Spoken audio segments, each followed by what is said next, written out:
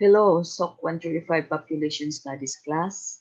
In this module, we're going to tackle the different concepts used in the study of population. First is demography, which is derived from two Greek words, demo and graphy, or graph. Demo pertains to people. Graph is a description. So demography is a description of people. It's a study of the population size, whether it's small or big. Composition, is it composed of more males or females, or old or young? Distribution, where are the population distributed in urban or rural area? Density, is it high or low depending on the per square kilometer area? And the changes, is the population increasing or decreasing? And what are the factors that affect such changes? It is the demographers who collect statistics. They raise important questions about how the population growth is affected and suggest how population growth might be controlled. The population size is formed, counted, starting from the household. In every family's home where the people are residing and who share common economic characteristics, like they share the same food source. So that's a household, which make up the city or the municipality, and in turn contribute to the provincial count, and that would make up the country's population.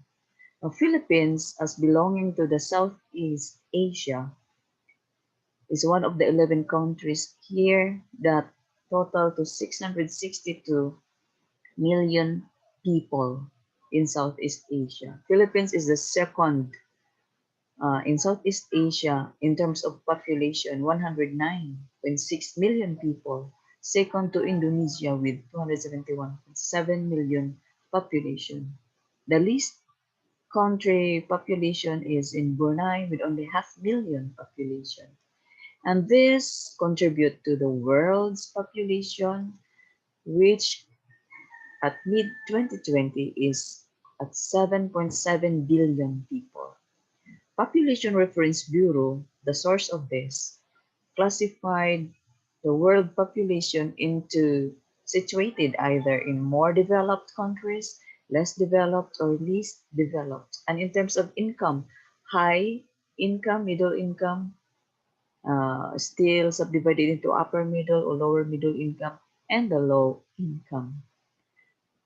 In this classification, you will notice that there are more and more people situated in less developed countries and in the middle income countries.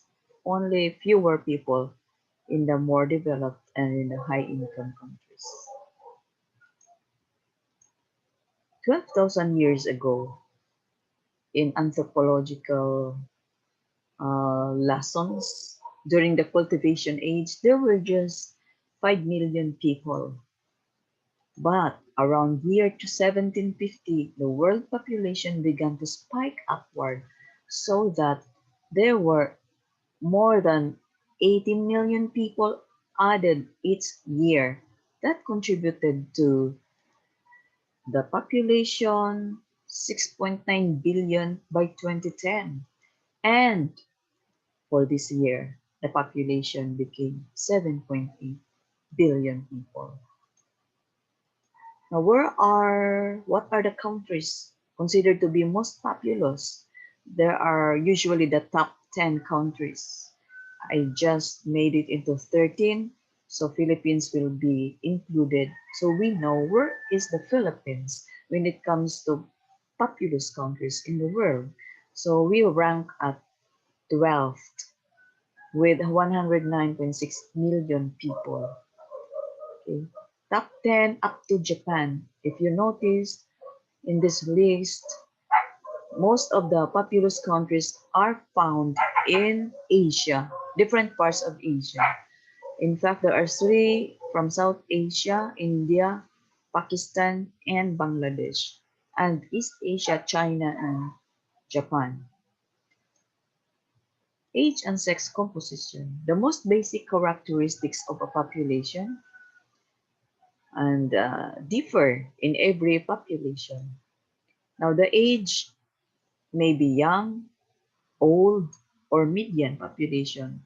Median population pertains to the population with exactly half composed of old and the other half composed of the younger population.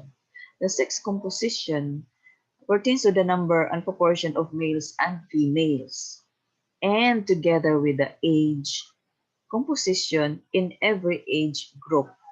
Now, this particular structure can have considerable impact on the population's current and future social and economic situation. The world's population's age and sex composition look like this. You see that in the first years of life, from 0 to 44-year-old, there are more males than females in this graph. The blue ones for the males, the pink ones for the females. And then later on, from 45 to 59 years old, there is a considerable balance between males and females. Whereas at age 60 and above, there are more females than males. So it's not true to say that there are how many females per one man. That is just to justify polygamous practices. Because in fact, there are more males 44 years old and below than females. Now, let's look at the populous countries, the top two populous countries in the world, China and India. This is how their age and sex compositions would look like. The China country has this lesser population in the younger age ranges. It could be because of the one-child policy the country instituted from 1980 up to 2015. That would be 35 years in all. That may have could have contributed to this um, lower number in this particular shape in this graph for this younger population compared to India, which is like that world graph. Philippines, in comparison to another Asian country, but is considered to be a first world country. So see the difference between the two. So while Philippines looks like a pyramid, but still you notice there are still more males in the younger generation than females. The same pattern here, but it's just that the younger population are lesser compared to the old. So this is what we said. This is Philippines has a young population. Japan has considerably older population. And let's bring France here just for the sake of comparison. First world and not first world country like the Philippines. So it looks like this. Also different from Japan um, in terms of graph, sex, and age and sex composition. Now, where are the people distributed? Density, the number of people per square kilometer. It can be high density or low density. The high density can be found in urban areas, in the cities, where there is that rat race lifestyle, high cost of living, congestion everywhere, traffic on streets, and high casualty in disasters because of the so many people. Whereas the low density areas, the cities, for example, where you hardly find a nearby neighbor, there is slow movement, there is low cost of living there, but also there is lack of facilities like higher schools, and healthcare facilities, transport difficulty in the rural areas, and that has implications to the quality of life of the people.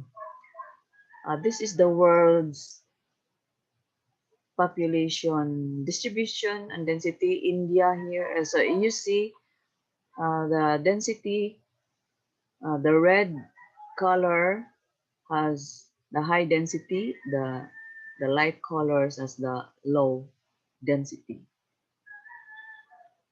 Ethiopia, Tanzania, these are those countries with considerably high density, including Netherlands, the UK.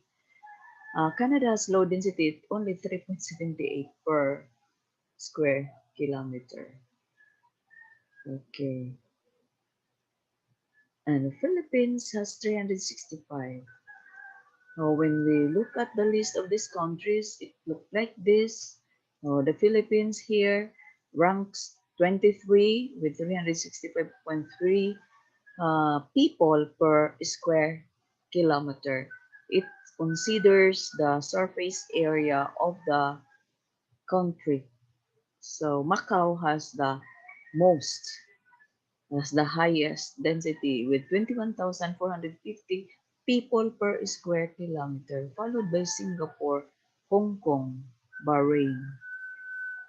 So these are the list of these countries with high density.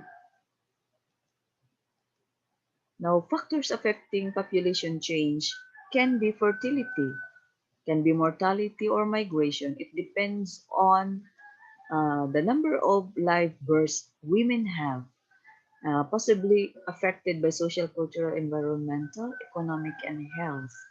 If the women in that particular society marry early, there is a high possibility that the fertility is high in that area, and so it will contribute to the increase in the population.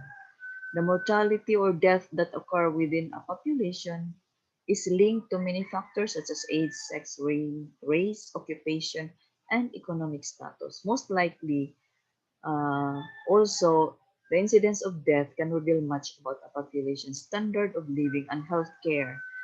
There can be high mortality in a particular area if there is absence of doctors, of healthcare facility, because even simple diseases, people could die, and there is also absence of transport. Migration will also affect um, the population change, the increase or decrease for people who will go to a particular place. That place will increase. Uh, from where they come from, there will be decrease.